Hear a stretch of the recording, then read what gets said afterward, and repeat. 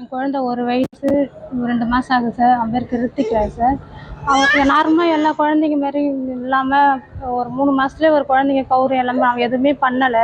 Local ஒரு டாக்டர்கிட்ட போனோம். அவங்க என்ன சொன்னாங்கன்னா, பொறுமையாக செய்வான், லேட்டாக செய்வான்னு சொன்னாங்க சார். அதை நம்பி 10 மாதம் வரைக்கும் வெயிட் பண்ணேன் சார். அவன் இன்னமும் ரொம்பவும் அப்படியே எதுவுமே செய்யலை, அப்படியே படுத்த படுக்கை ஆகிட்டான் சார். ஜிஹெச் போனதுக்கு அங்கே போய் பிசியோ பண்ணுங்க அப்படின்னு சொன்னாங்க. பிசியோ பண்ணிவிட்டு எம்ஆர்ஐ எடுங்கன்னு சொன்னாங்க.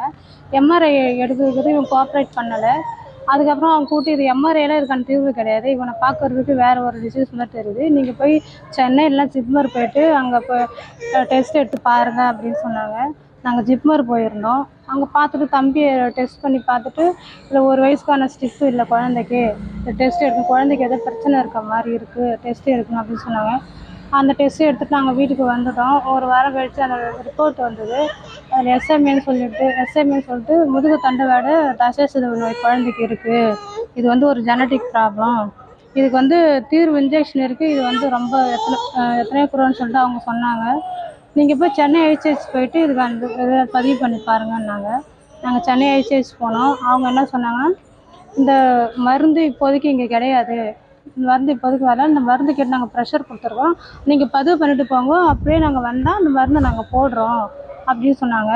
எங்களுக்கு தெரிஞ்சு நாங்கள் சென்னை இதுக்கான ட்ரீட்மெண்ட்டு பெங்களூரில் பாப்பிஸ்ட்னு ஒரு ஹாஸ்பிட்டல் இருந்தது, அதுக்கு நாங்களே போனோம். அங்கே போயிட்டு தம்பி எல்லாமே செக் பண்ணி பார்த்துட்டு, தம்பி எல்லாமே பண்ணி பார்த்து இந்த குழந்தைக்கு அந்த 14 கோடி ஏதோ தெரப்பி, ஜீன் தெரப்பி இன்ஜெக்ஷன் 16 கோடி அது போட்டால் இந்த குழந்தைக்கு சரியாயிடுவான்.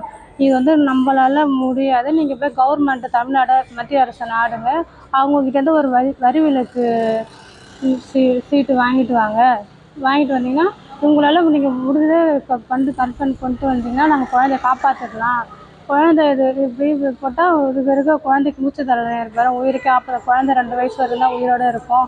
2 வயசுக்குள்ளே இந்த குழந்தை இன்ஜெக்ஷன் போட்டாகணும். நீங்கள் எப்படியாவது அப்படி சொல்லி அனுப்பிச்சாங்க. நீங்கள் தமிழ்நாடு தான், என் பிள்ளைய எப்படியாவது காப்பாற்றி, என் பிள்ளைய கையில் உயிரோடு என் பிள்ளைய கொடு. கலெக்டர் ஆஃபீஸ் மனுக்கு போட்டிருக்கோம் சார், பார்த்துருக்குறோம். மனு போட்டிருக்கோன்னு சார் பார்க்கல. அவங்ககிட்ட கோரிக்கை வச்சுருக்கோம், என் பிள்ளைய எப்படியா காப்பாற்றிக்குவாங்க. குழந்தைக்கு மேக்ஸிமம் 2 வயசுக்குள்ளே அந்த இன்ஜெக்ஷன் போட்டுருவோம், அப்படிலாம் அந்த குழந்தை உயிரோடு இருக்காது அப்படின்னு சொல்லிட்டாங்க. எங்களுக்கு தமிழ்நாடும் ஒரு முதலமைச்சர் ஐயாவும் உதவி பண்ணும், என் பிள்ளைய எப்படியே காப்பாற்றணும், உயிரோட கையில் என் பிள்ளைய கொடுக்கணும்.